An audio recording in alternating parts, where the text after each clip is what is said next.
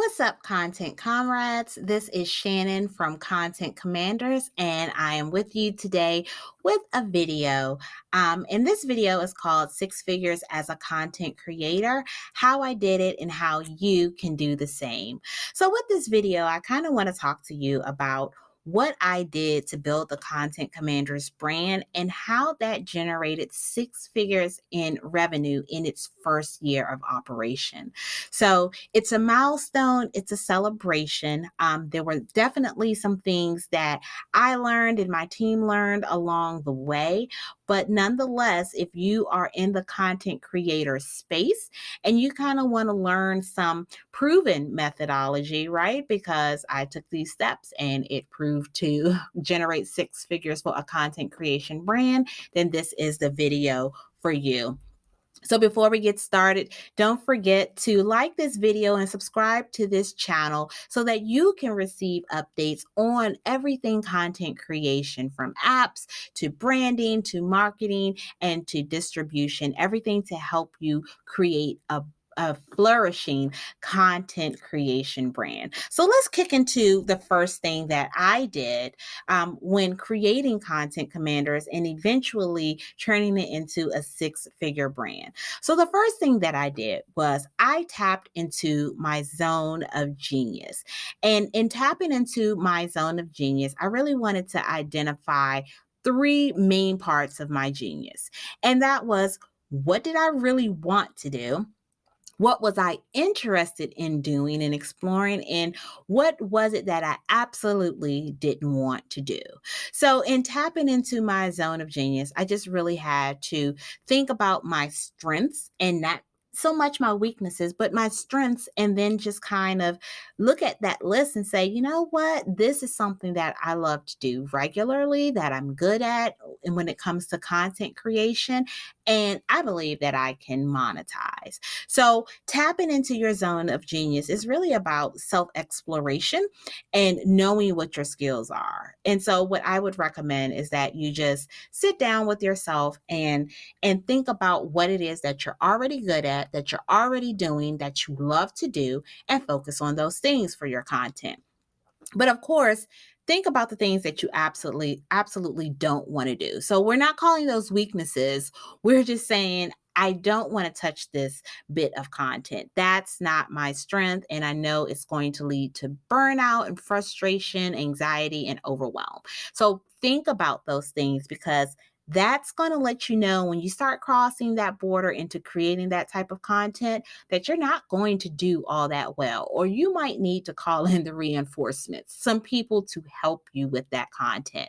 Knowing the difference is really appreciating your zone of genius. And when you operate in your zone of genius, you create some amazing things, and those amazing things or pieces of content can be monetized.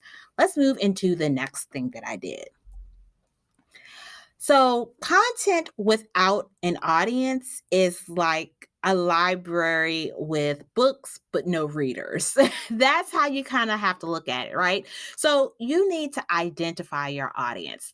One of the things I did with identifying my audience is, again, grouping my audience into three parts.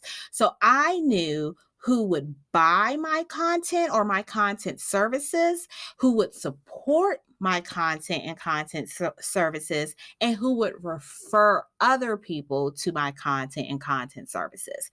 And so, in identifying those three groups of people, and literally putting avatars or real people into those pools so it became more real, I knew who I was supposed to be selling to, right? And that was the primary goal, is to sell the content that I was creating to a specific group.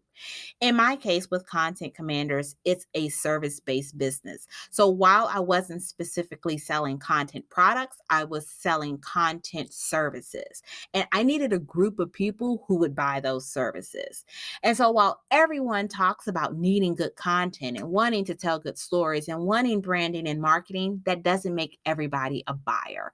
Some people will be supporters and they will cheer you on and like every video and share your posts and do all of those things. And some people will be referrers. They won't buy, And they might still support, but what you can count on them for is to network for you. They will connect you with people and organizations and opportunities to help you sell to those people. So identify your audience. Think about the people that you know and just maybe think of a list of 3 people to start or 6 people to start and see if you can segment them into buyers, supporters, and referrers. And remember that the priority are your buyers. All right, let's get into the next thing that I did. So, of course, in tapping into your zone of genius and identifying your audience, it's all a part of branding. And when I say I built my brand is I took it from the drawing board and my notebooks and my calendar alerts and I literally put it to work. And I had to identify some things in my brand that needed to be developed and presented to the public in order to seem more credible and trustworthy and to, of course, present myself to the public as a resource for their content related needs. So I really focused on the look, the feel, the sound, the presence, and the professionalism of a real company. What I knew with Content Commanders is that I really loved specific colors and I dug deeper into color theory to make sure that those colors were what I wanted the brand to represent, right? So that was a part of brand identity is the colors and the tagline and the logo and the name. I did all of that stuff. But I did some other things too. I really went down the rabbit hole with branding and focused on voice and style and representation and product and service delivery. All of that is a part of branding too. And that relates to the professionalism of a brand, right? So, what I would tell you is that definitely, do the research, hop on Pinterest and figure out what your favorite colors are and get inspired by different logos and play around with taglines, do all that fun stuff, but build it. Put it into action and create that digital footprint. Get out there on the internet with a website and a professional email to back it up. And make sure that your voice and your style and the way you communicate about your brand or through your brand is something that your audience is likely to receive. So put in the work of building the brand after you gather all the details and assets of that brand. Let's go on to the fourth thing that I did to turn Content Commanders into a 6-figure content creation brand within the first year. So this one is where content creators are made or broken. It's a make or break thing, right? And that is working for it, regardless of the success or failure. So what that means is when you create this content and you create these services and products, who's buying it, who's not buying it, what you're learning, what you're discovering about yourself, the risk, whether it's financial or physical or emotional, that you're taking to develop this content. Not everyone is going to receive it. And sometimes it's going to kick off immediately, or sometimes it takes a while before there's any traction.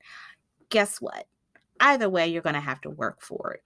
And so in building the brand, we get our exercise, our muscles going, right? Because now we understand that we have to begin to implement things and put in work for these things to happen. But in working for it, regardless of success or failure, that's where we get into consistency.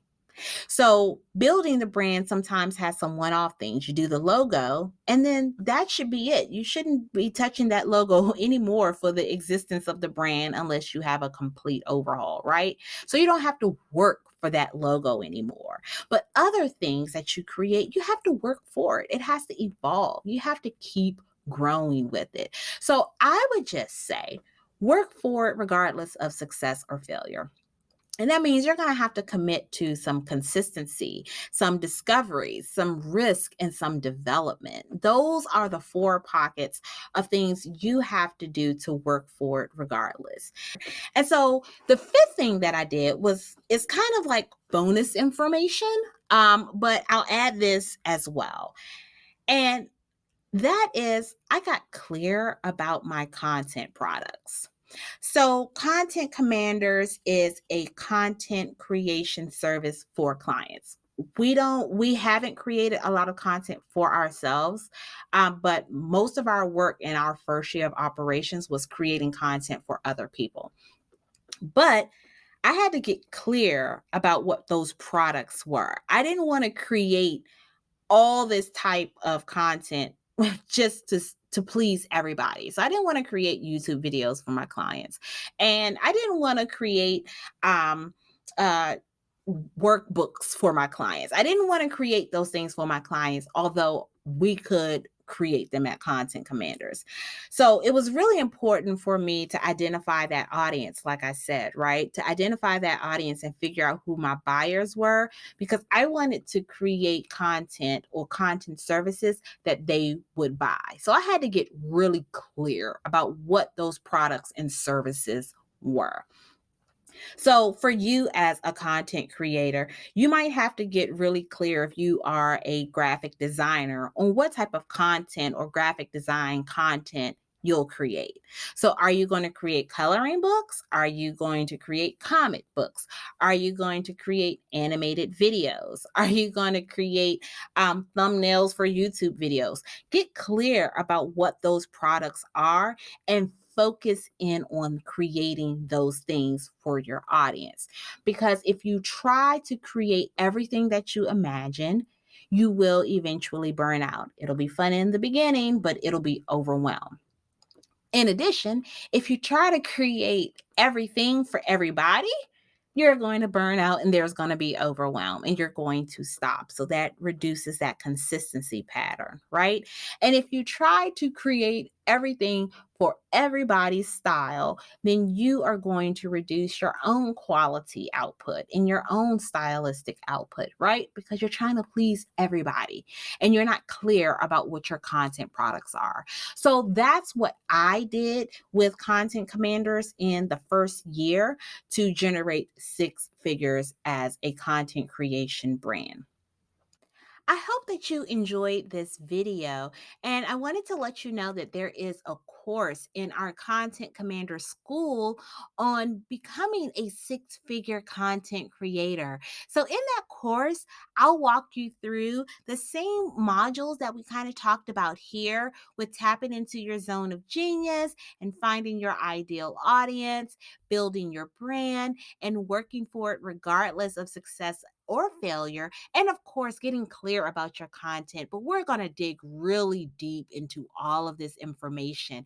And as a part of taking the course, there's a resource that's available to you. There's some worksheets that help you to organize your information and your plan on becoming a six-figure content creator. So if you're interested in taking that course, the information can be found in the description box below this video. And until next time, please don't forget to like and subscribe to this channel. And I look forward to seeing you in the next video. Bye, guys.